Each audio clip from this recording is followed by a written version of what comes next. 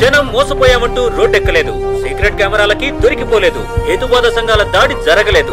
ఉభయ రాష్ట్రాల చరిత్రలో మొట్టమొదటిసారి ప్రశాంతంగా ప్రెస్ మీట్ పెట్టి నేను గాడ్ని కాదు ఫ్రాడ్ నంటూ సంచలనానికి తెరలేపిన కృష్ణానంద స్వామి ఈ రోజు మన ఫోకస్ పాయింట్. నెల క్రితం ద్వారకా అపార్ట్మెంట్ పైన అకస్మాత్తుగా బాబా అవతారం ఎత్తిన ఇతగాడు పూర్వాశ్రమంలో తాను ఒక దొంగనని, కానీ ఒకరి కోసం నిజం చెప్పక తప్పడం లేదని అంటున్నాడు. నా దగ్గరున్నాయి రెండే నిజాలు. ఒకటి నా ప్రేమ, రెండు నేను దొంగని.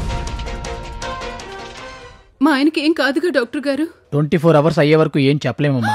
అయ్యో అయ్యో అయ్యో అయ్యో ఏమండి, బాబా వచ్చాడన్నావు, బాధలన్నీ పోయాయన్నావు, బీపీలు షుగర్లు పెంచుకొని మంచం మీద పడుకున్నావు కదరా దేవుడు.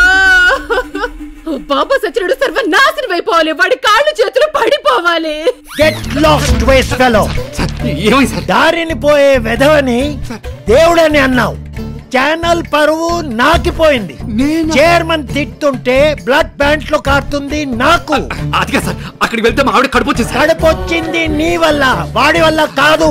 అది నిజమే సార్. ఛానల్ గుడ్ విల్ దొబ్బింది, స్పాన్సర్స్ యాడ్స్ ఆపేయమంటున్నారు.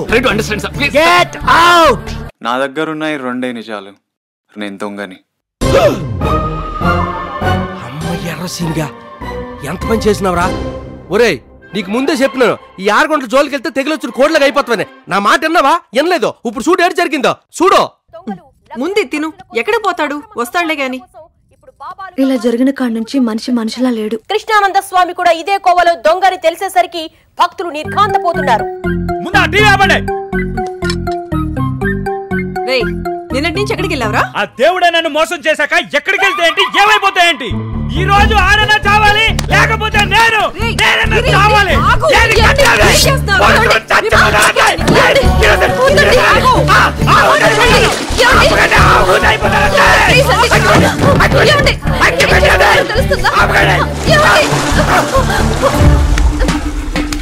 చేసే పని లోపలికి తీసుకెళ్ళు.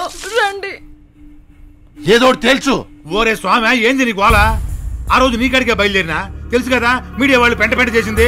ఈ లోపల సీఎం ఫోన్ చేసినాడు, అటు పరిగెత్తినా, మళ్ళీ నీ కాడికి వద్దామంటే టైం లేకపోయా. ఇప్పుడు ఏంటంట? ముందా మీడియా గోలాపు. ఏంది ఆపేదే? అది మీడియా, నేను మినిస్టర్ని.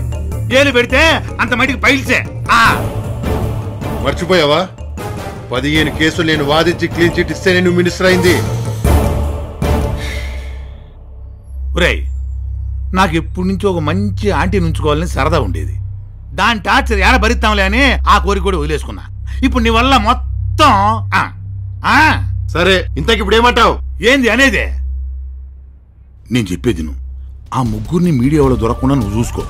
మీ పేర్లు బయటికి రాకుండా నేను చూసుకుంటా, సరేనా? అది రే, ఆ కారు మీద లైట్ వెలిగించండి.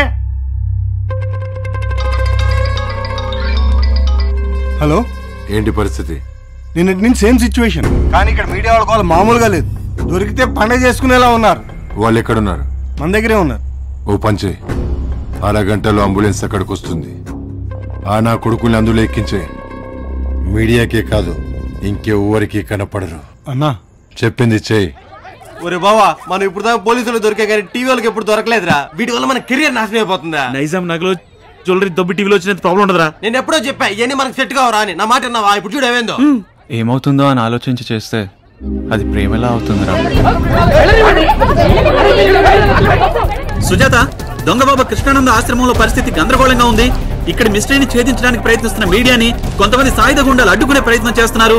ఇక్కడ పరిస్థితిని బట్టి చూస్తే దీని వెనుక చాలా మంది పెద్దల హస్తం ఉన్నట్టు తెలుస్తోంది. ఈ వివరాలను ఎప్పటికప్పుడు అందిస్తోంది మీ సాక్షి టీవీ.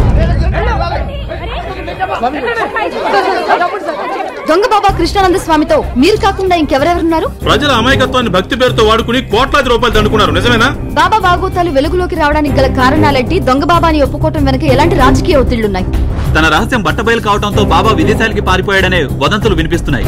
పరారీలో ఉన్న బాబా మిమ్మల్ని సంప్రదించే ప్రయత్నం ఏమైనా చేశాడా? మీరు అడిగే అన్ని ప్రశ్నలకు నా దగ్గర సమాధానాలు ఉన్నాయి నాయన. సమాధానాలు ఉన్నట్లయితే మమ్మల్ని ఎందుకు లోపలికి రానియడం లేదు? నసత్యో సదృశో గురుహు. సత్యంతో సమానమైన గురువు లేడు. అడిగే ఉత్సాహమే కాదు, వినాలనే ఆసక్తి కూడా ఉండాలి.